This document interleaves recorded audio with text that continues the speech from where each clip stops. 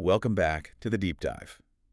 Today, we are opening up a file that honestly feels a little less like a book and a little more like a topographical map. That is the perfect way to describe it. Because usually when we get into this space, Yeah. spiritual growth, self-improvement, the advice can be well, a little floaty. Hmm?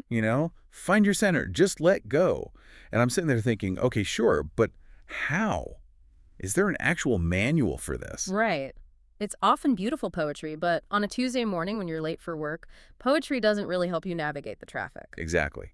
But this source we have today is different. We're looking at James Allen's From Passion to Peace from 1910.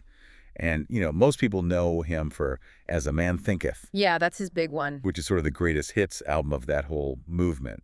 But this specific work, it feels much more rigorous. It really does read like a technical manual for the mind. That's the hook for me. Alan isn't treating peace as just a mood or, something you stumble upon on vacation. He treats human consciousness like it's geography. He maps it out. He argues there's a specific trajectory, a literal journey, that moves us from the, quote, jungle of raw emotion to a state of unshakable power. And he's so specific about the stops along the way. He breaks it down into 7 stages. It's almost like levels in a video game. It is. You have to clear one to get to the next. He lays out these 7 territories: passion, aspiration, temptation, transmutation, transcendence, beatitude, and finally, peace. And that's our mission for this deep dive, to actually walk through those steps as he laid them out. We're going to trace the path from the basement level all the way to the penthouse. And just to be clear up front, this isn't really a religious text in the traditional sense, is it? We're not talking about dogma. No, it's almost structural. It's about the physics of the mind. Cause and effect. You dwell in this mental state, you get this result. Simple as that. So let's start at the bottom then, the basement. Level 1, passion. We have to pause here because, that word has changed a lot in a century. Oh, completely. Today, if I say someone has passion, that's a huge compliment. We tell people to follow their passion. It means energy, drive, enthusiasm. But reading Allen, I get the sense he is definitely not talking about your new hobby. Not at all. And if you cling to that modern definition, the rest of the map makes no sense. For Alan, passion is the absolute lowest level of human life. He calls it the underworld. It isn't enthusiasm, it's a fever. A mental thirst. Yes, and a torturing unrest. The imagery he uses is so dark, he calls it a rank primeval jungle. It's vivid, isn't it? It really is. It paints this picture of, hacking through vines, low visibility, humid. The things are waiting to bite you. It's pure chaos. And those things waiting to bite you, the creatures in the swamp, their specific traits, he lists them. Lust, hatred, anger, pride, vanity, greed, revenge. So all the big ones. Right, and he doesn't see them as just bad habits. He sees them as these blind, unreasoning impulses that literally devour the person who holds them. He calls passion the arch enemy of mankind. Okay, but I have to play devil's advocate. Anger, pride, even greed, those are powerful motivators. A lot of the world is built on them. You get angry, so you change something. You have pride, so you work harder. If you get rid of all that, don't you just become boring? That's the question he anticipates, and this is where it gets really nuanced. He'd agree, passion is power, but he defines it as power misdirected. Power misdirected. Okay, unpack that for me. Think of it like fire. Fire in a fireplace keeps you warm. Fire loose in your living room burns your house down. It's the same element, just ungoverned.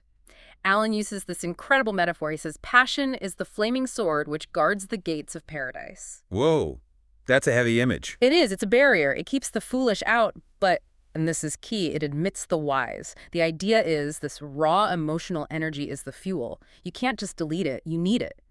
Without that passion to start with, you have no engine at all. So the problem isn't the energy itself. It's that the engine is driving the car off a cliff. Precisely. The passion is driving you, instead of the other way around. The root of it all is ignorance. In the stage, you think that satisfying these cravings, getting revenge, feeding your pride, is going to make you happy. It just makes you thirstier. Exactly. It's like drinking salt water. And the transition out of this underworld begins with that realization. It's realizing, I am burning myself down. That little spark leads to stage 2. Aspiration, the upward turn. The pivot. But again, with the words aspiration sounds nice, Right. but how is it different from just desire? In the stage of passion, I desire a lot of things. How is this different? Alan makes a very sharp distinction. He says desire is a craving for possession. It's circular. You want the thing, you get the thing, you fear losing the thing. And you're right back in the swamp. Right back in the swamp. It's the circuitous route, as he calls it. You're just running laps in the fog. Aspiration, on the other hand, is vertical. It isn't a hunger for things. It is, as he puts it, the hunger of the heart for peace. I love that visual, the difference between running in circles versus finding a path up a mountain. And the mindset shift is all about intentionality. To aspire is to consciously turn your back on that lower self. It's a decision to leave the fog and gloom and start walking toward a clear peak. You aren't there yet, but you've decided to go. So you look at the map and say, I'm done with the jungle, I'm heading for the summit. Exactly. Okay, so you decided you're aspiring, you're hiking up the mountain, feeling good, and then you hit segment 3, the struggle. Temptation. Right. And this is where I think most people quit. Because you decide to be calm, and suddenly everyone is 10 times more annoying. Yes, the classic pushback. It feels like the universe is playing a prank on you. It does. But Alan's take on temptation is actually very empowering. He doesn't see it as some devil on your shoulder. He calls it the lust of the mind for the very things you're trying to abandon. So it's your old habits calling you back. It's the recoil. That's his word. It's the recoil of your lower nature because it's being threatened. Think about it. If you weren't moving forward, you wouldn't feel the wind pushing against you. Huh. That is a great way to reframe it. The resistance proves you're moving. Precisely. Temptation is a sign of growth. If you were happy in the swamp, you wouldn't be tempted to go back because you'd still be there. Alan says this is the middle ground where the soul is tested. The suffering comes from the fact that part of you still wants the old way. You're split. You're walking away, but you keep looking back over your shoulder. And that looking back is what causes the torment.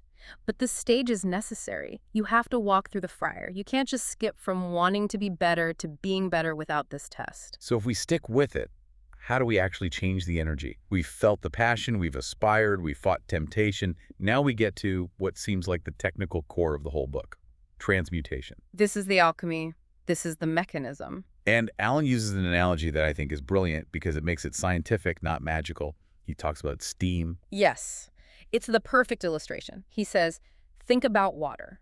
You boil it, it transmutes into steam, it becomes a new, more powerful force that can drive an engine. It's the same stuff, H2O, but in a completely different state. So applying that to our minds. He says passion, that raw, messy, destructive energy from stage 1 when transmuted, becomes intellectual and moral force.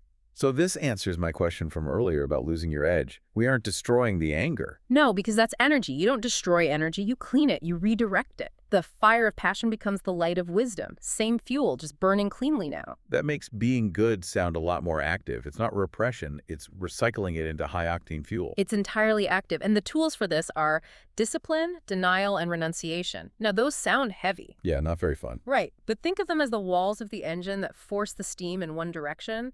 If you just let the steam out, it dissipates. If you compress it, discipline it, it moves a train. He also talks about turning the pole. What does that mean? Imagine a spectrum. Mental forces have 2 poles. Ignorance is the negative pole. Wisdom is the positive. Passion is negative. Peace is positive. Transmutation is just turning that force from its negative orientation to the positive one. Give me an example. Okay, stubbornness. Usually negative, right? It's pride, it's passion. But if you transmute that energy, if you turn the pole, stubbornness becomes persistence. The ability to stick to the truth when everyone else is wavering. Same energy, different direction. I see. Or like anger at an injustice. Right. Anger is the negative pole. It wants to destroy. Turn the pole and it becomes a fierce drive for justice. You're not trying to hurt the person anymore. You're trying to fix the system. That's fascinating. So the person with the capacity for great anger also have the capacity for great justice. Exactly. The capacity is the same. The direction is the choice. And that's the work of transmutation. So once you've done this alchemy, you've turned the water into steam, you reach the next stage, transcendence. And now you are leaving the battlefield. Up until now, it's all been a fight, a struggle with yourself. Transcendence is a new state entirely. Alan says the divine consciousness is born. Yeah. He compares it to a flower transcending the seed. The flower comes from the seed, but it's nothing like the seed. It lives in a different world. Sunlight and air, not dirt. The struggle is over because the desire for the lower stuff is just gone. That sounds almost impossible. But he lists specific virtues that mark this stage. It's not just a vague feeling. Now, they're rigorous. This is mastery. First, he lists impartiality. What do you mean? Taking no sides. Being perfectly just. You see the root of the conflict in everyone, so you can't pick a team. That is incredibly hard to do. We love our teams. We love being right. Because it feeds the ego. Transcendence drops the ego. Next is unlimited kindness. Kindness to your enemies just as much as your friends. Also hard. And then profound humility. The total surrender of self-importance. You stop trying to prove you're the smartest person in the room. He uses that nature metaphor again here, the one I liked. The mountain. The sage, the person in this state, is like a mighty mountain. The ocean of passion is crashing at the base. It's turbulent, but the peak is high above it all, unmoved, in the silence. So you don't destroy the ocean is still there, but you're the mountain now? Exactly. You aren't drowning in it anymore. You've risen above it. You can watch the storm without being in the storm. And when you're on that peak, you get the reward. Segment 6, Beatitude and Peace. Beatitude. It's an old-fashioned word. Sounds religious. It is, in a way. But Allen defines it as bliss. Specifically, a joy that is completely independent of external circumstances. That's the key. Wait, independent of circumstances? Right. If your joy depends on your bank account or your relationship or your team winning, that's not beatitude. That's just pleasure. It's fragile. Beatitude is the joy that comes from within. It's self-contained. It's bulletproof joy. That's a good way to put it. And that leads to the final destination, the title of the book, Peace. Okay, but peace has a branding problem, I think. People hear peace, they think passive. They think of someone just sitting there letting the world walk all over them. I agree, it can sound weak, but Allen is quick to correct that. He describes peace as unassailable silence. He sees it as a strength that conquers where force fails. Unassailable silence. That implies a strength you can't even attack. Exactly. Think about the mountain again. The storm attacks it, but the mountain wins by just being the mountain. It doesn't shout back at the wind. Allen says, where passion is, peace is not. They cannot coexist. So does this peace protect you? Or does it make you a doormat? He argues it's the ultimate protection. He says, under its protection, the harmless are not harmed. The idea is that when you remove the hooks of ego and passion from yourself, the world has nothing to grab onto. You become slippery to conflict. Huh. That's a great way to put it. If I don't have a button to push, you can't push my buttons. Precisely. If someone insults you and you have no vanity, the insult passes right through you. There's nothing for it to hit. That isn't weakness. That is the ultimate strength. And the final image is the traveler arriving at the beautiful city of peace. They've left the swamps and the thorns behind. They've arrived. It's the end of the anxiety loop, the end of the searching. It's an incredible journey. 7 steps. Passion, aspiration, temptation, transmutation, transcendence, beatitude, peace. It's a literal algorithm for growth. It is, and what I appreciate is that it strips away the mystery. It doesn't make it easy. Transmutation sounds incredibly difficult, but it makes it clear. You know where you are on the map. So what does this all mean for someone listening today? I mean, we aren't all trying to be monks on New Mountain. We have jobs, kids, mortgages. Can you actually live this way? I think that's the most important question.